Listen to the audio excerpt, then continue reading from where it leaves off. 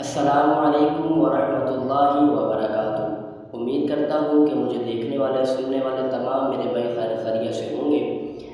آج میں آپ کو خلیفہ دوم امیر المؤمنین حضرت عمر فاروق رضی اللہ تعالی عنہ آپ کے متعلق میں آپ کو کچھ بتاؤں گا، کیونکہ 26 ذی الحجہ کو آپ پر نماز کی حالت میں آپ پر حملہ کیا گیا اور یکم محرم الحرام کو آپ کی یوم وفات ہے۔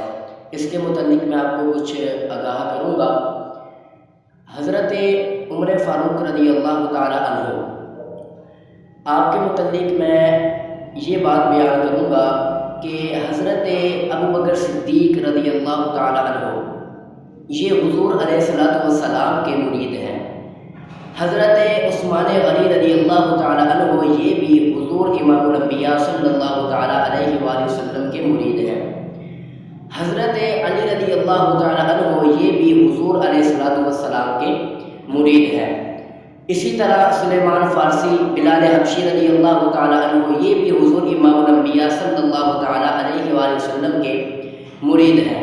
یہاں تک کہ تمام کلمہ گو سب حضور کے مرید ہیں، لیکن خوش قسمتی ہے خلیفہ دوم امیر المؤمنین حضرت عمر فاروق رضی اللہ تعالی عنہ کی کہ وہ حضور علیہ الصلوۃ والسلام کے مرید بھی ہیں اور مراد بھی ہیں، کیونکہ حضور علیہ الصلوۃ والسلام نے فرمایا کہ میں نے عمر کو اللہ تبارک و تعالی کی بارگاہ سے مانگ کر لیا اور دعا کی کہ اے اللہ ابو جہل بن ہشام یا عمر بن خطاب سے دونوں میں سے کسی ایک کو اتنی طاقت دے، ان کے ذریعے اسلام کو طاقت دے۔ پھر آپ نے فرمایا کہ یا اللہ عمر بن خطاب کے ذریعے اسلام کو طاقت دے۔ اب آپ نے جس طرح اسلام قبول کیا اس کے متعلق میں آپ کو بتاؤں گا کہ جس واقعہ جو آپ کا ملتا ہے اسلام قبول کرنے کا وہ یہ ہے کہ قریش مکہ نے یہ اعلان کیا کہ جو بندہ حضور علیہ الصلوۃ والسلام کو قتل کرے گا اسے منہ مانگا انعام دیا جائے گا۔ تو حضرت عمر فاروق رضی اللہ تعالی عنہ نے جب یہ بات سنی تو آپ اپنی ننگی تلوار لے کر حضور علیہ الصلوۃ والسلام کی طرف چل پڑے۔ رستے میں آپ کی ملاقات حضرت نعیم بن عبداللہ رضی اللہ تعالی عنہ سے ہوئی اور آپ نے جب حضرت عمر کو دیکھا تو کہنے لگے کہ اے عمر، اتنے غصے کی حالت میں بے نیام تلوار لے کر تم کہاں جا رہے ہو؟ تو حضرت عمر رضی اللہ تعالی عنہ کہنے لگے کہ میں حضور امام الانبیاء صلی اللہ تعالی علیہ وآلہ وسلم کو قتل کرنے جا رہا ہوں۔ جب حضرت نعیم بن عبداللہ رضی اللہ تعالی عنہ نے یہ بات سنی، اب وہاں پر اب انہیں یہ کیا معلوم تھا کہ جو حضور کی دعا ہے وہ حضرت عمر فاروق رضی اللہ تعالی عنہ کے حق میں قبول ہو چکی، میں بلکہ وہاں حضور کا سر لینے نہیں بلکہ اپنا سر دینے جا رہا ہوں۔ حالانکہ آپ کا ارادہ تھا حضور کو قتل کرنے کا، لیکن جب آپ کے متعلق حضور نے جو دعا فرمائی وہ قبول ہو چکی تھی تو آپ سر لینے نہیں بلکہ سر دینے جا رہے تھے۔ تو جب حضرت نعیم بن عبداللہ رضی اللہ تعالی عنہ جب آپ نے یہ بات سنی کہ آپ حضرت محمد مصطفیٰ صلی اللہ تعالی علیہ وآلہ وسلم کا سر لینے کے لیے جا رہے ہیں تو آپ نے یہ فرمایا کہ اے عمر، سب سے پہلے تم اپنے گھر کی خبر لو، کیا تمہیں یہ معلوم ہے کہ تمہارے گھر میں کیا ہو رہا ہے؟ وہ بولے اپنے گھر کا حال بھی معلوم ہے تم کو؟ وہ بولے کہ اپنے گھر کا حال بھی معلوم ہے تم کو کہ ہمشیرہ مسلمان ہو چکی ہے، معلوم ہے تم کو؟ آپ نے فرمایا کہ اے عمر، تیرا بہنوئی اور تیری بہن مسلمان ہو چکی، کیا تجھے معلوم ہے؟ پہلے اپنے گھر کی خبر لے۔ آپ نے کیا کیا؟ آپ نے آستانِ نبوت کی بجائے سیدھا اپنے بہن کے گھر گئے۔ آپ بھڑک اٹھے۔ اس وقت دونوں میاں بیوی حضرت جناب رضی اللہ تعالی عنہ کے پاس قرآن پاک سیکھ رہے تھے۔ جب آپ اپنی بہن کے گھر گئے، دروازے پر دستک دی، پوچھا کون ہے؟ آپ نے غضبناک آواز سے کہا کہ عمر آیا ہے۔ عمر کا نام سنتے ہی آپ کے جسموں پر کپکپی طاری ہو گئی اور حضرت جناب رضی اللہ تعالی عنہ آپ نے جلدی سے قرآن پاک کو بند کیا اور چھپ گئے۔ جب حضرت عمر فاروق رضی اللہ تعالی عنہ جب مکان میں داخل ہوئے، بہن سے سوال کیا کہ اے بہن، میرے آنے سے پہلے تم کیا کر رہے تھے؟ تم کیا پڑھ رہے تھے؟ تو بہن نے یہ جواب دیا کہ ہم اپنے اللہ سچے رب کی کتاب قرآن مجید پڑھ رہے تھے۔ یہ بہن کا جواب۔ تو حضرت عمر فاروق رضی اللہ تعالیٰ عنہ نے فرمایا کہ اس کا مطلب یہ ہے کہ تم اسلام میں داخل ہو چکے؟ تو بہن نے کہا جی ہاں، ہم اسلام میں داخل ہو چکے ہیں۔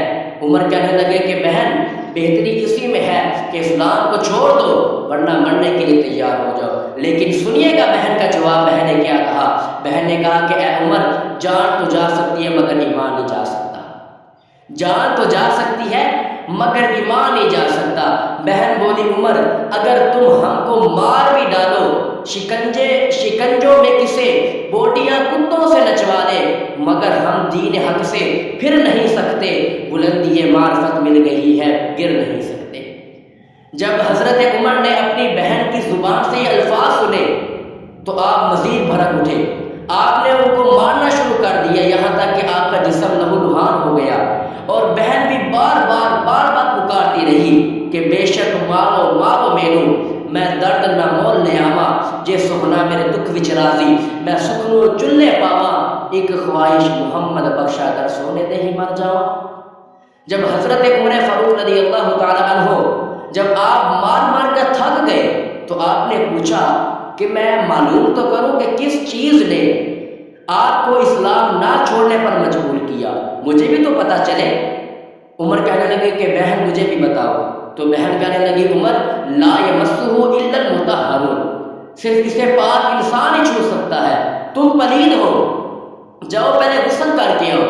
حضرت عمر فاروق رضی اللہ تعالیٰ عنہ اٹھے، غسل کیا، اور جب غسل کر کے آئے قرآن پاک کو ہاتھ لگایا اور سورۃ طٰہٰ کی تلاوت شروع کی، دل کی کیفیت بدل گئی، آنکھوں سے آنسو جاری ہو گئے اور کہنے لگے کہ جہاں سے تمہیں یہ بدولت دین و ایمان حاصل ہوئی ہے، مجھے بھی وہاں لے چلو۔ جب آپ اسلام میں داخل ہو گئے تو آپ کی یہ صورتحال دیکھ کر حضرت جناب جو پردے میں چھپ گئے تھے، جو گھر میں چھپ گئے تھے، آپ باہر آئے اور آپ نے حضرت عمر رضی اللہ تعالی عنہ کو یہ کہا کہ اے عمر تمہیں مبارک ہو کہ تم اسلام میں داخل ہو چکے ہو، حضور کی دعا تمہارے حق میں قبول ہو چکی۔